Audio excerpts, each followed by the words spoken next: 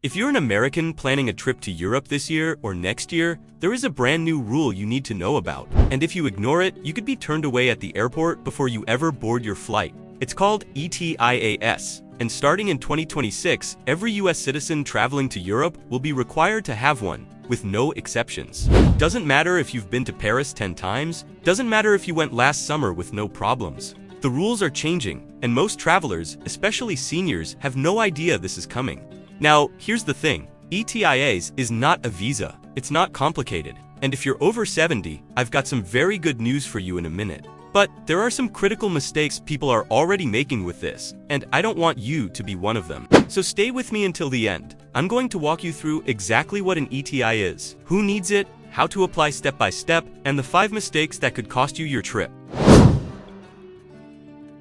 So let's start with the basics. ETIA stands for the European Travel, Information and Authorization System. I know, that's a mouthful. Just think of it as Europe's version of a travel pre-check. Right now, as an American, you can fly to most European countries without a visa. You land, they stamp your passport, and you're in. That part isn't changing.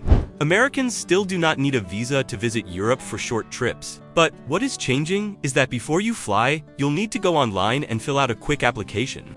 You answer some basic questions like your name, your passport number, some health and security questions, and Europe's system runs a background check. If you're approved, and most people are approved within minutes, your ETIA's authorization gets linked to your passport electronically. There's no sticker, there's no card to carry. In 2026, it's all digital. Think of it like the ESTA that people fill out when they travel to the United States. If you've ever had a friend visit you from Europe or Australia, they had to get an ESTA before flying to America. ETIA is basically Europe's version of that, and now it applies to us. The key thing to understand is this. ETIAs is not a visa. A visa means interviews, appointments, long wait times. ETIA is an online form that takes about 10 minutes and usually gets approved almost instantly. Very different process. But, and this is the important part, without it, your airline may not let you board, and European border agents can turn you away. So, it's simple, but it's not optional. Now, let me be specific about who this applies to, because there's a lot of confusion out there. You need ETIAs if you are a citizen of a country that currently does not need a visa to visit Europe's Schengen zone. That includes the United States, Canada, the United Kingdom, Australia, Japan, and about 60 other countries. So, if you are an American citizen, yes, you need ETIAS. If you're a Canadian citizen, yes. If your grandchildren hold a US passport and you're taking them on a trip, yes, they need one too. Now, who does not need ETIAs? If you're a citizen of an EU country or you have a Schengen visa or a European residency permit, you don't need it. This is specifically for visitors, people going to Europe for tourism, business meetings, medical visits, or transit. And one more important detail, ETIAs is only for short stays. We're talking 90 days or less within a 180-day window. If you're planning something longer than 3 months, ETIAs won't cover you and you'd need a different type of authorization. I'll explain that 180-day rule in more detail later because it trips a lot of people up. Now, here's the part I told you about, the good news. And if you're watching this channel, there's a very good chance this applies to you. ETIAS costs €7. That's roughly $7 to $8 US, depending on the exchange rate. That's it. It's a one-time fee, and it's valid for 3 years, or until your passport expires, whichever comes first. So you're not paying every trip, just once every 3 years. But, and this is the good news, if you are over the age of 70 or under the age of 18, ETIAs is completely free. Europe specifically waived the fee for senior travelers and children, so let me just say that again, because I want it to be crystal clear. If you are 70 or older, you do not pay a single cent for an ETIA. You still need to apply. You still need to go through the process, but there is no fee. Now, if you're between 18 and 70, you'll pay the €7, and you can do that with a credit card or debit card right on the application. It's not a barrier. A nice breakfast costs more. But I wanted to make sure the over 70 crowd knows you get a break here. Alright, let's walk through exactly how to apply. I'm going to make this as simple as possible. Step 1, go to the official ETIA's website or download the official app. And I need to stress the word official here because this is where the first big mistake happens, and I'll come back to that. The official website is operated by the European Union. When the system launches, the URL will be clearly published by EU Home Affairs. Do not Google ETIAS application and click the first thing that pops up, because there are already third-party websites charging $50, $60, even $80 to submit an application that costs €7 or less. We'll talk more about those scam sites in a minute. Step 2. Have your passport ready. You will need your current, valid passport. Not your expired one, not a photocopy, your actual passport in hand, because you're going to enter the passport number, the expiration date, and the country that issued it. The system may also ask you to scan or photograph the data page of your passport. That's the page with your photo and all your information on it. Now, a very important note here. Your passport needs to be valid for at least 3 months beyond your planned departure date from Europe. So if your trip to Italy ends on September 15th, your passport needs to be valid until at least December 15th. If it's expiring sooner than that, renew your passport first, then apply for ETIAS. Doing it the other way around creates a mess because your ETIAS is linked to your passport number. Step 3. Answer the application questions. The form will ask for your basic biographical information, name, date of birth, nationality, home address. Then it gets into the travel-specific questions. Have you visited any conflict zones in the past 10 years? Do you have any criminal convictions? Do you have any medical conditions that could pose a public health risk? These are yes or no questions for most people, and answering honestly is all you need to do. If something in your history does flag a concern, it doesn't automatically mean denial. It just means a human officer may review your application, which takes a little longer. Step 4. Pay the fee. If you're 18 to 70, you'll pay €7 by credit card, debit card, or other accepted payment methods.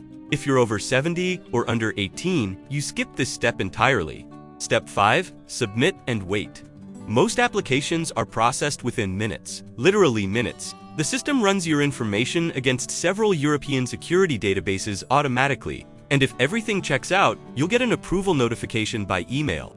However, and I don't want this to scare you, but you need to know, in some cases, the review can take up to 30 days. That's rare, but it happens. Usually when a manual review is triggered, this is exactly why you should not wait until the week before your trip to apply.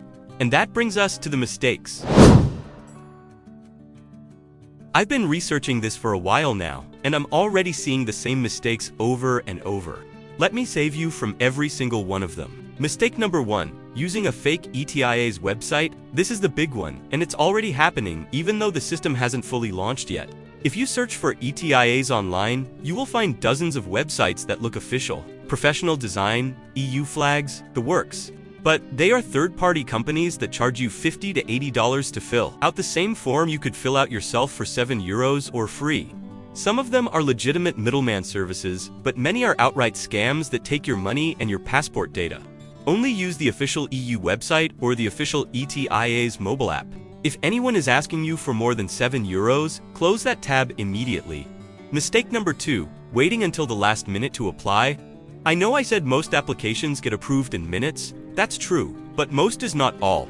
If your application gets flagged for manual review, it could take up to 30 days. Imagine you're 2 days from your flight to Barcelona and your ETAs is still pending. Your airline may not let you board. Apply as soon as you book your trip or even before. There is no penalty for applying early. Your ETIAS is valid for 3 years, so apply early and forget about it. Mistake number 3. Applying with an expiring passport. I mentioned this during the how-to, but it's so common it deserves its own warning. Your ETIAS is linked directly to your passport number. If your passport expires, your ETIAS expires with it, even if the 3-year validity period hasn't ended. And if your passport doesn't have at least 3 months of validity beyond your trip, you may be denied at the European border, regardless of ETIAS. Check your passport expiration date right now. If it's within a year, start the renewal process first, then apply for ETIAS with your new passport number. Mistake number 4. Assuming ETIAS covers all of Europe. This one is tricky. ETIAS covers the Schengen zone, which is 30 European countries. That includes France, Germany, Italy, Spain, Greece, Portugal, the Netherlands, Austria, Switzerland, and many more. However, and this surprises a lot of people, ETIAS does not cover the United Kingdom. It does not cover Ireland. If your European trip includes London, that's a separate entry system entirely. The UK has its own electronic travel authorization called the UK ETA, and that's a whole different application. So if your trip is Paris and then London, you need ETIAS for France and a UK ETA for England, two separate systems. Don't assume one covers the other. Mistake number 5, not understanding the 90-180-day rule. ETIAS allows you to stay in the Schengen zone for up to 90 days within any 180-day rolling period. That sounds straightforward, but the rolling part is what gets people. It doesn't reset on January 1st. It's not 90 days per trip. It's a rolling window. So, if you spent 30 days in Italy in March and then want to go back to Spain in June, you only have 60 days left in that 180-day window. For most vacationers taking a 1 or 2 week trip, this isn't an issue. But for snowbirds and seniors who like extended stays in Europe, and I know many of you do, this rule matters a lot. If you overstay, you can be fined, deported, and even banned from future entry. Count your days carefully. Now, let's address the fear.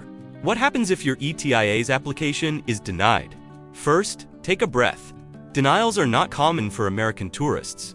The system is primarily designed to screen for security risks, not to keep grandparents out of Florence. But if it does happen, you are not out of options. You have the right to appeal the decision with the country that denied you. The denial notification will tell you which country's authorities made the decision and how to file an appeal. You can also apply for a traditional Schengen visa through a European consulate, which is a longer process involving an interview but is available as a backup path. The most common reasons for denial are errors on the application, typos in the passport number, wrong date of birth, mismatch between the name on your application and the name on your passport. That's why I always say double-check every single field before you submit. Have someone else look it over if you need to. A small typo can turn a 10-minute approval into a 30-day headache. So here's where things stand. ETIAS has been delayed several times, but it is expected to go into effect in 2026 when it launches. There will be a transition period where it's optional before it becomes mandatory. But here's my advice. Do not wait for the mandatory date. As soon as the application portal opens, apply. Get it done, because when this goes live for real, millions of travelers from around the world are going to flood the system at the same time. And that is when delays will be longest. Here's your action plan right now. Number 1, check your passport. Make sure it's valid for at least a year beyond any Europe trip you're planning. If not, start the renewal now. Number 2, bookmark the official EU ETIAS website so you have it ready when the portal opens. Number 3, do not pay any third-party website to pre-register you for ETIAS. That is not a real thing right now. And number 4, if you found this video helpful, I'd appreciate it if you hit that subscribe button. I make videos every week helping travelers over 60 navigate exactly these kinds of rule changes so you never get caught off guard. I'll also keep you updated on the exact ETIAS launch date as soon as it's confirmed. If you want to keep learning, I've got a video right here on the new airport rules in 2026 that every senior traveler needs to know about. I'll see you in that one.